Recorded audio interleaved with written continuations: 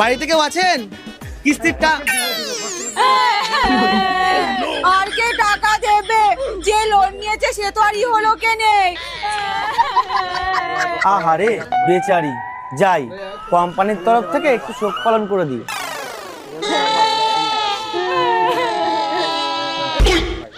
কিরে তুমি আবার এখানে বসলো কেন সেটাই তো বুঝতে পারছি না, এবার কি হবে?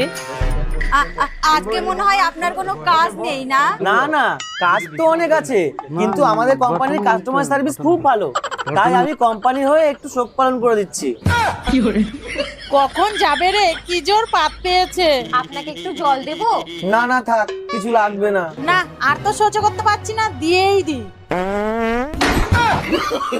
এ কি, মরা মানুষ পাত দিল কি করে?